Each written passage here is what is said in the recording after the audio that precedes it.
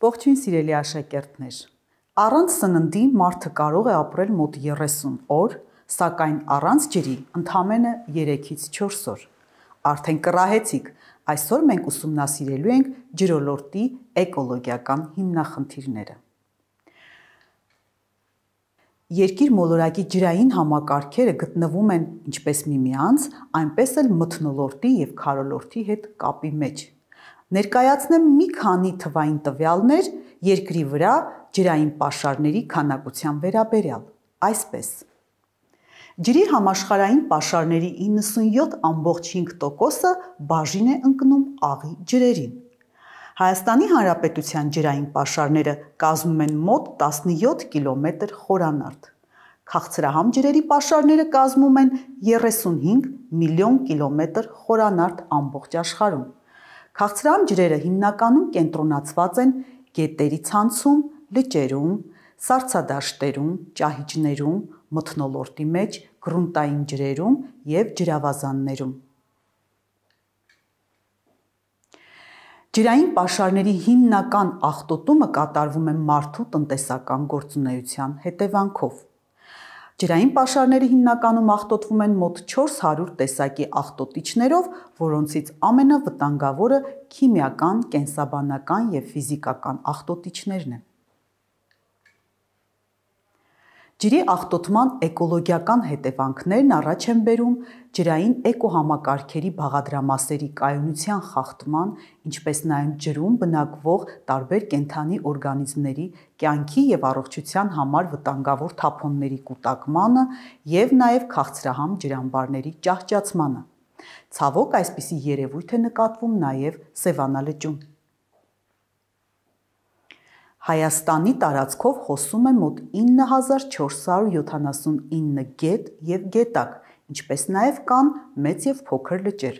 Հայաստանի ամենամեծ լիճը Սևանա լիճն է, որը գտնվում է ծովի մակերևույթից 1899 մետր բարձրության վրա։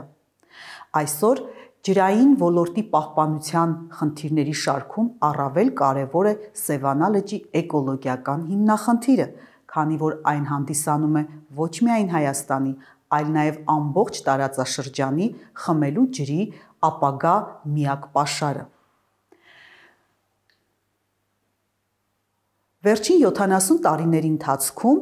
Սևանա լճի մակարդակն իջել է մոտ 16 մետրով, և այս ջուրը հիմնականում օգտագործվել է ոռոգման և էլեկտրաէներգիայի ստացման համար։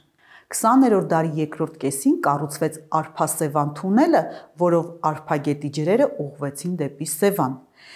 ինչպես նաև ստեղծվեց Սևան ազգային պարկը։ Այս միջոցառումների շնորհիվ հնարավոր եղավ մի փոքր բարձրացնել Սևանա լճի ջրի մակարդակը, սակայն այսօր էլ Սևանա լճի հիմնախնդիրը մեր երկրի կարևորագույն էկոլոգիական հիմնախնդիրներից է։ Հաջորդ էկոլոգիական հիմնախնդիրը հողի աղտոտումն է, անապատացումը։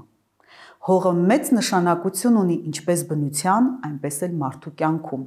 Հողը հանդիսանում է կարևոր կենսամիջավայր բազմաթիվ կենդանի օրգանիզմների համար։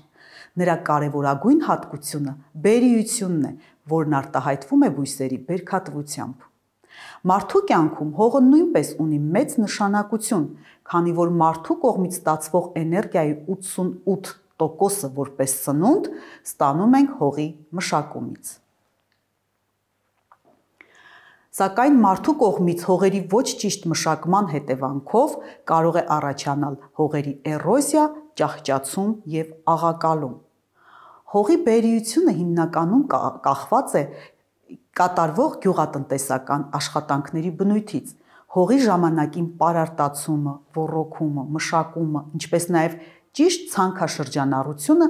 նվազեցնում են հողի քայքայումը և երկար ժամանակ պահպանում նրա բերիությունը։ Մարդու ոչ ճիշտ հողերի մշակման հետևանքով առաջանում է արագընթաց էրոզիա, որի ժամանակ հողի բերրի շերտը քայքայվում է ջրի և քամիների միջոցով։ Բնության մեջ գոյություն ունի նաև դանդաղ էրոզիա, որի ընթացքում հողը կարողանում է ինքնավերականգնվել։ Հողը, ինչպես և օդը և ջուրը, նույնպես կարող է աղտոտվել։ Հողի աղտոտման հիմնական պատճառներն են մթնոլորտի աղտոտիչները, մետաղաձուլական եւ նավթարդյունաբերական գործարանների թափոնները, ժամանակակից գյուղատնտեսությունը։ Ժամանակակից գյուղատնտեսությունը կիրառում է մեծ քանակությամբ թունաքիմիկատներ եւ պարարտանյութեր, դրանով նվազեցնելով բույսերի բերքատվության կորուստը։ Սակայն այս նյութերը կիրառելիս պետք է հաշվի առնել նրանց վնասակար ազդեցությունը մարդու եւ կենդանիների առողջության վրա։ Շատ տնտեսություններ այսօր հրաժարվել են արհեստական պարարտանյութերից եւ թունաքիմիկատներից, վնասատուների դեմ կիրառելով կենսաբանական պայքարի միջոցներ եւ բնական պարարտանյութեր։ Հողի քայքայման մյուս կարևոր օրինակն է անապատացումը։ Անապատացումը հողային ծածկույթի անդառնալի փոփոխություններն են, որը հանգեցնում է անապատի ձևավորմանը։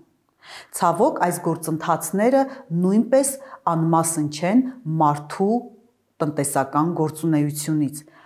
եւ հիմնականում պատճառները հանդիսանում են բնական եւ մարդածին գործոնները։ Անապատացումը հիմնականում տեղի է ունենում չորային կլիմա ունեցող վայրերում։ Վերջին 50 տարվա ընթացքում հարավային Ամերիկայի տարածքին համահավասար տարածք երկիր մոլորակում վեր է ածվել անապատների։ Անապատացմանը նպաստում են հողերի բուսածածկույթից զրկումը, ինչպես նաև արոտավայրերի գերծանրաբեռնվածությունը, այնպես էլ հողերի բերրի շերտի քայքայումը թափոններով եւ հոսքաջրերով։ Անապատացումը անհրաժեշտ է կանխել նրա առաջացման վաղ փուլերում, եւ այսօր ամբողջ աշխարհում մշակվում են հատուկ միջոցառումներ այս գործընթացը կանգնեցնելու համար։